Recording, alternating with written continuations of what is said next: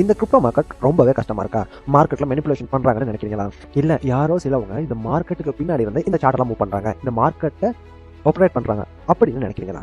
இப்போ நான் ஒரு சிம்பிளான கொஸ்டின் கேட்குறேன். உங்களை விட இந்த மார்க்கெட் ஸ்மார்ட்டா ஒர்க் ஆகுதா, இல்லைன்னா உங்களோட மைண்ட் வீக்கா இருக்கா?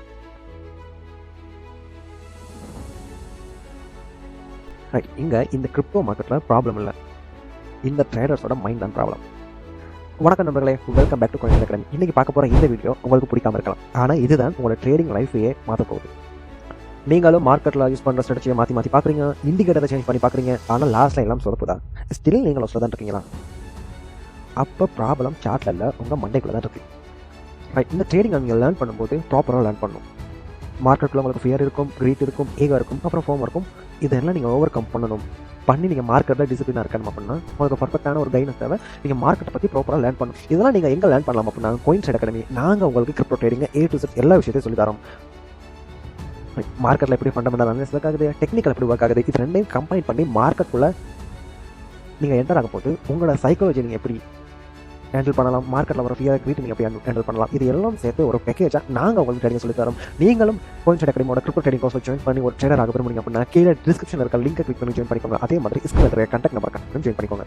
இங்கே மார்க்கெட்டில் எந்த ப்ராப்ளமுமே இல்லை, ஏன்னா மார்க்கெட்டுங்கிறது எப்பயுமே போய் சொல்லாது. மார்க்கெட் எப்படி ஒர்க் ஆகுதோ அதே மாதிரி தான் மார்க்கெட் ஒர்க் ஆகிடுது. இங்கே இருக்க ப்ராப்ளம் என்ன அப்படின்னா இந்த ட்ரேடர்ஸோட மைண்ட். ஏன் இவங்களுக்குள்ள இருக்க ஃபியர் கிரீட் இருக்கும், அப்புறம் மார்க்கெட்டில் ரிவன்ஸ்ட்ரேட் பண்ணுறது, மார்க்கெட்டை டிசிப்ளினாக இல்லாமல் இருக்குது. ரைட், இது எல்லாமே அவங்களை எதுக்கு லீட் பண்ணும் அப்படின்னா அவங்கள லாஸ் பண்ணுறதுக்கு. ரைட், முதல் விஷயம் அவங்களுக்கு இருக்க ஃபியர், அதாவது பயம். எதை நினச்சி பயம்? முதல் விஷயம் ஸ்டாப் லாஸ் ஹிட் ஆகும் அப்படின்ட்டு. ரைட், ஸ்டாப் லாஸ் வருது மார்க்கெட்டில் ஒரு பாட்டு தான், எல்லா ட்ரேடருக்குமே ஸ்டாப் லாஸ் ஆகும். ஸ்டாப் லாஸ் இங்கே ஹிட் ஆகிறது நமக்கு மேட்டரே கிடையாது. அப்புறம் ஸ்டாப் லாஸ் ஹிட் ஆகிற பிறகு எல்லாம் சொல்லுவாங்க என்ன, மார்க்கெட் சான்ஸ் கொடுக்கல, மார்க்கெட் தப்பாக மூவ் ஆகுது அப்படின்ட்டு. ஆனால் இங்கே அது இல்லை. ஏன்? நீங்கள் தான் மார்க்கெட்டை பார்த்து பயப்படுறீங்க. அதனால நீங்கள் ஸ்டாப் லாஸ் அடிச்சா பயப்பட வேண்டிய அவசியம் இல்லை. உங்ககிட்ட ஒரு ப்ராப்பரான ரிஸ்க் மேனேஜ்மெண்ட்டும் மணி மேனேஜ்மெண்ட்டும் இருந்தால். அடுத்த ரெண்டாவது விஷயம், இங்கே எப்படி ஃபியர் இருக்கோ அதே மாதிரி கிரீட்டும் இருக்கும். எப்படி டார்கெட் ரீச் ஆகின உடனே மார்க்கெட்ல இருந்து எக்ஸிட் ஆகாம இன்னும் மேலே போகும், இன்னும் மேலே போகும், இன்னும் மேலே போகணும், ப்ராஃபிட் அதிகமாக வரும். இந்த ப்ராஃபிட் அதிகமாக வருங்கிற ஆசையில் நம்ம மார்க்கெட்டாக இன்னும் இருக்குது. அந்த இடத்துல நமக்கு ஒரு ஃபேக் அவுட் கொடுத்துட்டு மார்க்கெட் சடனாக ரிவர்ஸ் ஆகும்போது நீங்கள் லாஸ் ஆக சான்சஸ் இருக்குது. இருந்த ப்ராஃபிட்டும் உங்களால் உங்களோட அக்கௌண்ட்டில் எட் பண்ணுறதுக்கு எல்லாம் போயிருக்கும். இங்கே காரணம் யாரு? மார்க்கெட்டா? மார்க்கெட்டுங்கிறது நமக்கு எப்பவும் ப்ராஃபிட் தரணும். ப்ராஃபிட் எடுக்காது யாரு? நம்ம.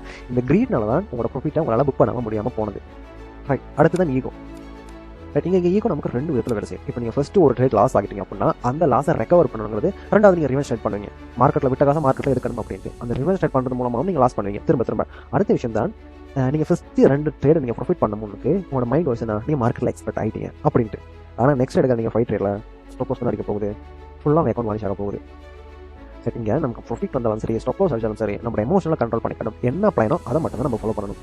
ரைட், அடுத்த விஷயம் தான் இங்கே டிசிப்ளின். மார்க்கெட்டுக்குள்ள டிசிப்ளின்ங்கிறது நமக்கு 100%ல் 200% இருக்கணும். அப்படி இல்லைனா நீங்கள் பண்ணுறது ட்ரேடிங்கில் கேம்லிங்.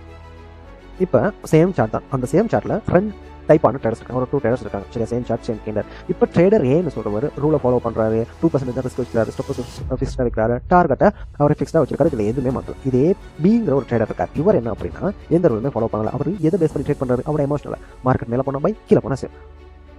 அடுத்த மார்க்கெட்டில் ரிஸ்க்குங்கிறத அவர் 2% இல்லாமல் அவர் நினைக்கிற அமௌண்ட் ரிஸ்க் வைக்கிறாரு. சரியா?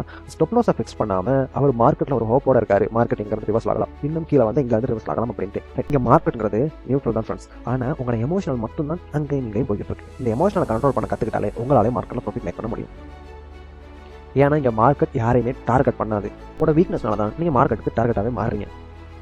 இங்கே எல்லாருமே லாஸ் பண்ணுறதுக்கு காரணம் அவங்க ஸ்ட்ராட்டஜி தப்பு இல்லை, அவங்க யூஸ் பண்ணுற டெக்னிக்கல் அனாலிசிஸ் தப்பு இல்லை, அவங்களோட மைண்ட் செட் உடஞ்சிருக்கனால, அவங்களோட மைண்ட் செட் ப்ரோக் ஆகிருக்கனால தான் லாஸ் எக்ஸெப்ட் பண்ண மாட்டாங்க, ப்ராஃபிட்டை புக் பண்ண பயம், ரூல்ஸை ஃபாலோ பண்ண பொறுமைங்கிற விஷயம் இல்லை. இது எல்லாம் தான் மார்க்கெட்டில் உங்களுக்கு இருக்க ப்ராப்ளம். இங்கே 90% ட்ரேடர்ஸ் லாஸ் பண்ணுறாங்க தெரியுமா? அவங்க யூஸ் பண்ணுற ஸ்ட்ராட்டஜி தப்பு இல்லை, அவங்க யூஸ் பண்ணுற இண்டிகேட்டர் தப்பு இல்லை, அவங்க யூஸ் பண்ணுற டெக்னிக்கல் அனாலிசிஸ் தப்பு இல்லை, அவங்க லாஸ் வந்து அதை எக்ஸெப்ட் பண்ண மாட்டாங்க, ப்ராஃபிட்டை புக் பண்ண பயம், ரூல்ஸை ஃபாலோ பண்ணுறதுக்கு பொறுமைங்கிறது இல்லை. இது எல்லாம் தான் உங்களுக்கு மார்க்கெட்டில் இருக்க ப்ராப்ளம்.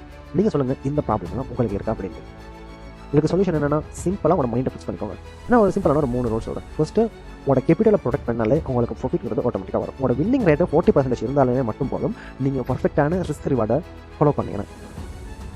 நீங்கள் ஒரு ட்ரேடராக ஸ்ட்ராங் ஆகிறதுக்கு முன்னாடி உங்களோட மைண்டை ஸ்ட்ராங் பண்ணிக்கோங்க. இந்த வீடியோ உங்களுக்கு பிடிச்சிருந்தா லைக் பண்ணிக்கோங்க. கண்டிப்பாக ட்ரைனிங் பண்ணுற ஃப்ரெண்டுக்கு இந்த வீடியோ ஷேர் பண்ணிவிடுங்க. ஏன்னா அவர் இந்த இடத்துல ஸ்ட்ரகிள் பண்ணிட்டு இருக்கலாம். அப்புறம் அடுத்த வீடியோ சந்திக்கலாம்.